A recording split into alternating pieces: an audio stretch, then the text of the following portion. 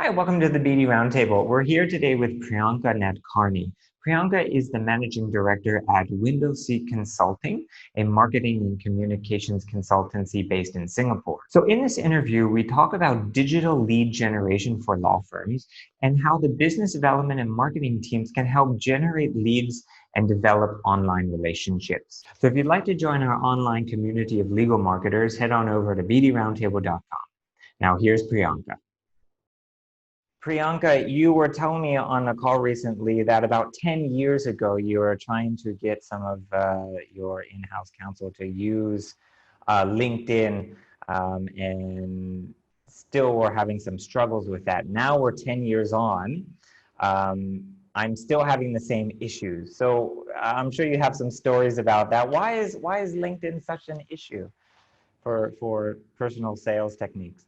Oh, I think we can certainly get into that, but anything new, I think, is a challenge for people to adopt. I mean, the funny part about how I managed to get into it is I just snuck it into my discretionary budget at the time. So I can't say that I necessarily convinced them. I just found a valid excuse to test and learn. I think that's the way that I managed to get it in, and it ended up working, and it ended up getting rolled across the entire organization. So, some things when you test and learn do work, and perhaps that's one of the ways to get your digital marketing into your organizations, your firms. Right. Now, for law firms, we've seen a lot of interest now about using digital platforms for lead generation. So historically, law firms haven't used LinkedIn and other online ways to do lead gen, right? It was more sort of these networking events, the personal face-to-face contact, and actually going out there and meeting people. So now there's an improved interest in this. But as a result, we've seen everyone's social media feed doing Zoom webinars, doing all these sort of things. So how can law firms sort of cut through the noise, as it were, as they start to do this online lead generation? Yeah, I mean, just taking a step back from that, I think the first step is to really understand your role in the lead generation process and make sure that your senior leaders or your law firms or your partners in your law firms understand where you sit in between in that process. So if you bear with me, I've actually pulled up just a couple of slides this session just so that I can visually share that with you. So what we used to find is that B2B buying has moved significantly to being marketing driven. And if this is a slide from Oracle. It's from 2014, so just about 10 years, maybe 16. Sorry, 6. But it tells the same story. What it tells you is that in the past, what we used to find is that marketing was really only in the education piece of the funnel, and you do sales brochures, you did ad campaigns, and you passed it on to sales and you hoped for the best.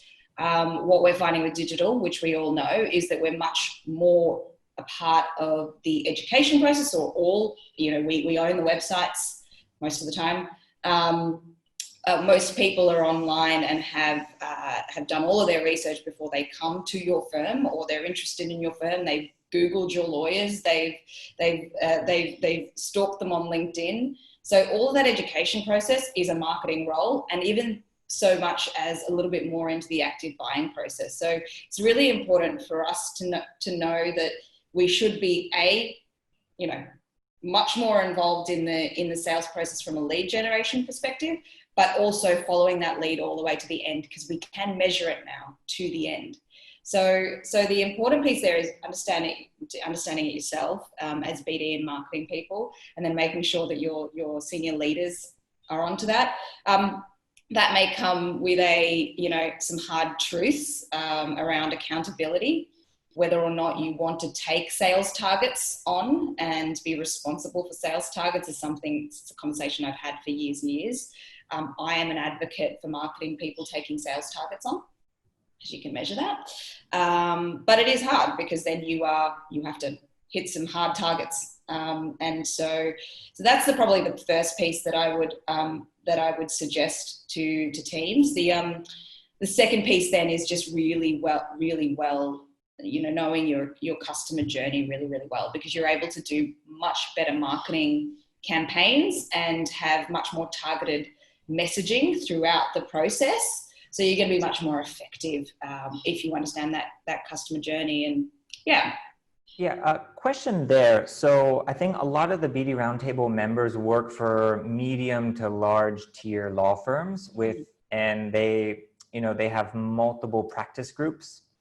And one thing that we've found a bit difficult is when we're doing, let's say, a LinkedIn social media post, we're posting for everyone, right? So, the tax guys are asking us to post stuff about tax, and then the insurance guys are asking us to post about insurance. So what sort of approach should we be taking from the firm page versus the lawyer page, right? So I'm sure, the lawyer page, we can make that a little bit more focused, but what do we do with the law firm's social media pages? Yeah.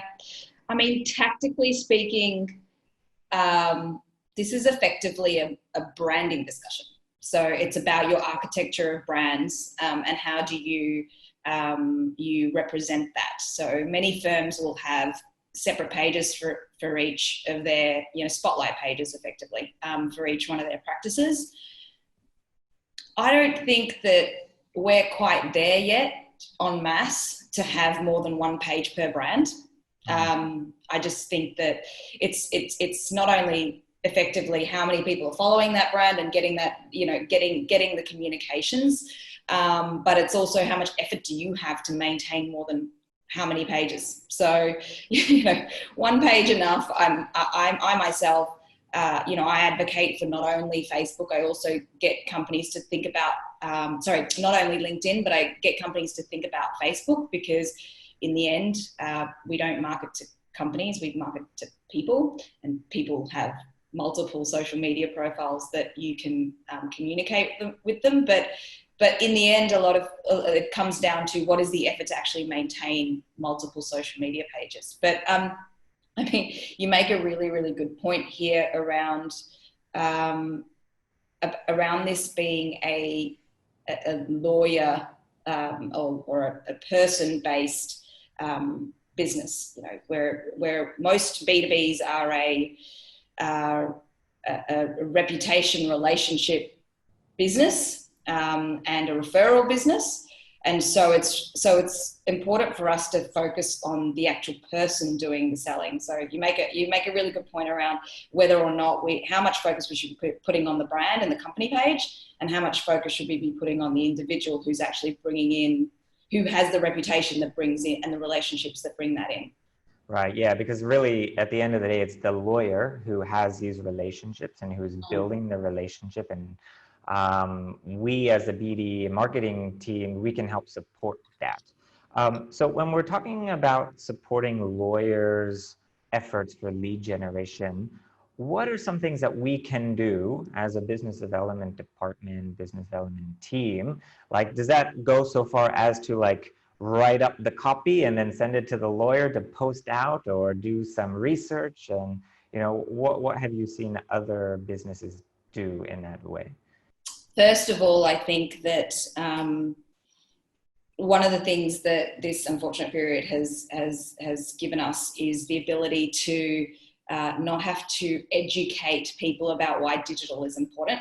So I hope that is the first piece that you don't have to do anymore, and people get it. But if they don't get it, I think the best way for people to understand why this is important and why their own personal brand is important to bringing in business is to show them examples of other lawyers in their field that are really killing it on LinkedIn and being active and being rewarded for being active by the engagements that they're having. So it's not only about showing them, that people are having activity, but that they're actually more engaged as a result. So I think that's really important. Your question about how much do you support? in the end, you're a comms and marketing function. So yes, you can do the research and you can perhaps support them in the messaging that you're going to produce for the lawyers. But I am a full advocate for anyone on social media to be authentic. And it's really, really important that that person is engaged in what they are saying online and respond to people online, and they need to do it themselves. So my in the same way you would do it as a comms team and you would support them as a comms team, in the end they need to get up in front of the TV camera and present on your business, and that's the same view for me from the lawyer's perspective. But yeah, that's I hope that's answered your question. Yeah, no, certainly, because, maybe a few months ago, we were actually trying to push LinkedIn and Facebook for the lawyers to actually do the profiles. Now they're coming to us asking, what can we do? And, I've heard from other BD firms that, the lawyers actually want the BD and marketing teams to log into their account for them and post for them. Yeah. But like you said, it's all about showing your personality, and there's no way that, some BD person can, effectively do that. I also just think that it's just not an authentic way of doing business. You need to be able to stand up and sort of be the person that's responding when someone's asked you a question. Everyone's social media profiles is a reflection of themselves, so someone else shouldn't be ghostwriting that, in my opinion. But well, I get it. There is some pushback from lawyers that say, "Oh, I just don't have the time. This is like so ethereal." But I look at it more as sort of like long-term investment. You have to build your brand, and I say, hey, if you want to become a brand 1 lawyer in Legal 500 and Chambers, not a brand 2. You need to be recognized by your peers, and how are you going to do that? Yeah, there's a quote. I wish I could think about it at the top of my off my head, but Gary V, who is the personal branding king, as they're saying it. He says something that your reputation is in perpetuity is your career. And if you can't understand that, then it's not going to help your career. So there are ways to show that, but I promise you, as soon as someone sees someone else in their field doing a great job, and I do social media audits for CEOs and senior leaders all the time, and the first thing I do is benchmark them against their peers. And we look at things like engagement, the type of media, the type of content that they're using, not only just the vanity metrics, but how are they actually, engaging and using it for BD and lead gen, as well as their own brand. If you have the access to social listening tools and programs, then they can do that for you, and you can get your share of voice in comparison to some of the other lawyers and their firms, and that's usually the biggest wake up for them.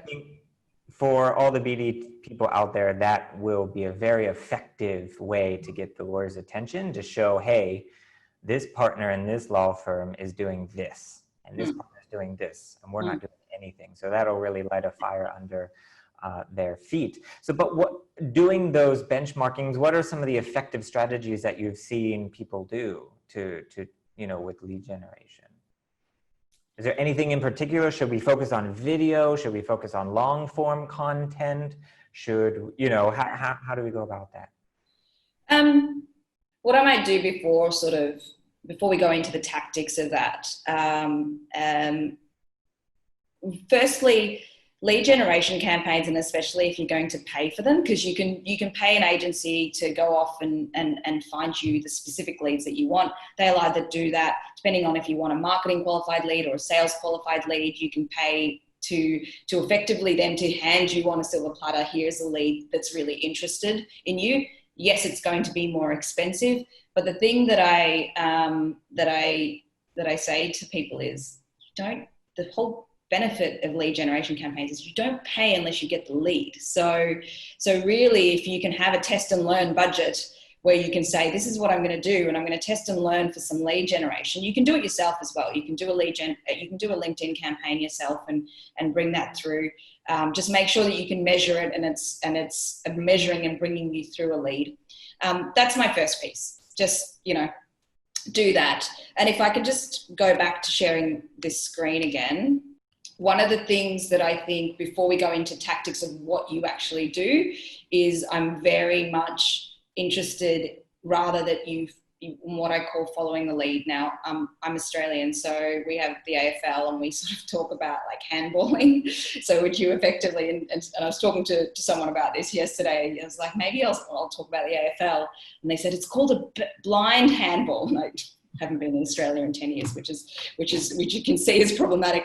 But what I sort of think is going back to understanding that there is a process that people follow, and that throughout the customer journey, you need to nurture that through to a sale. So measure it at each point. Where are you losing people? And not only in the things that you control, but when you get to the lawyers and you get to the salespeople, depending on whoever's responsible for that function, make sure that they are needing to report back. So they need to report back and say, we lost this lead at this point because we were more expensive or we didn't have the capabilities, and that helps you become a better marketer and build better campaigns. And that test and learn functionality throughout, you can also say where it got dropped and why, but also learn from that and make better campaigns. And I mean, you can do it in a multitude of ways. Here's just a couple that I've come across from different companies, either that I've worked with or that I've spoken or heard about. You can go from a lead scoring model if you have it, with a platform, or you can just track sales through Salesforce, or you can get really, really complicated and do ABM based pieces. But it doesn't matter. Use an Excel spreadsheet as far as I'm concerned, just as long as you're tracking what happened, where it got dropped, and how you can learn from that. That's the whole point here. So I hope that's sort of giving you a bit better understanding around how to do it. But sorry, your question earlier was tactical. I might get you to just ask that again so that I make sure that I answer. Let's save that for the Q&A session. Okay. I have some very specific details, and specifically about measuring. So we'll save that for the BD Roundtable members. So I just want to wrap it up and ask, is this something that BD and marketing teams can do themselves, like lead generation, right? So going out there, identifying who are the core key clients that the firm wants, building the relationship with people online. I'm seeing some more interest in this from the BD Roundtable members. People are starting to ask, how can we get our feet wet in doing this? What are some steps that we can do to actually build and bring in some of these relationships for our firm? Oh, 100% you can do it by yourself. It would probably be one person's full-time job, but so you need to figure out how many resources you have to do it. But in the same way, as I say, use an Excel spreadsheet. Have those conversations with your partners to identify what sorts of leads you're looking to bring in. Be specific about that. Not only we're looking for X size companies in natural resources, and make it broad like that. But take the time to understand who your customers are, what are their customer journeys, and how you're going to either create a white paper that they can download that interests them and attracts them enough to be able to fill out a form on LinkedIn. Now, if they fill out a form on LinkedIn, you're measuring that, you qualify them, You say, this is a good lead. You pass that on to the sales team or the lawyer and say, please follow this up. Right. So when I talk about lead generation with my peers in other firms, they're like, well, I'm not going to cold call people. So I'm like, well, that's not kind of what we're talking about. So can you give us, like, what are some of the steps? So you mentioned writing a white paper specifically targeted to an industry or the client you want and putting it out there and figuring out who is interested in it. So that's good. Any other advice you can give us? I mean, can we reach out directly to people? What do we say? You know, hey, I'm from XYZ law firm. I see your company's doing this. I mean, how that sounds a bit salesy, you know, how do we? No one likes a cold call or a cold email these days, as far as I'm concerned. It's about building a relationship. So, you know, as simple as it sounds, if you have Sales Navigator and you set it up in the right way, I don't have anything to do with LinkedIn or Sales Navigator. I'm just, however you want to do that, even if you have a list that you go in and check that person has been active on social media, and you engage with them and you engage when they share content, and you build that relationship warmly before you introduce yourself and you say hello and you introduce the program that you know, whatever it is that interests them, because you will then know, because you've listened, what interests them. And so that's the easiest way to do that. But it also, you can build campaigns specifically around, my number one piece from a social media for business perspective is to add value. So make sure that whatever you're providing adds value to that person.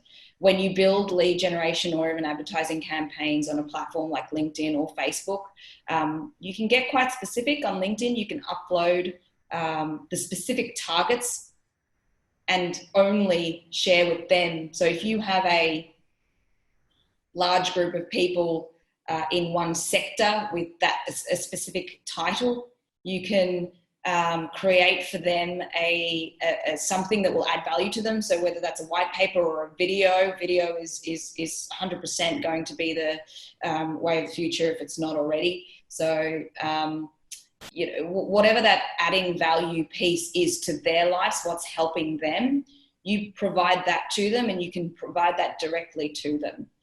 It is going to be more expensive for you to do it that way, but there's also a discussion around how much are you willing to pay for that lead to come in.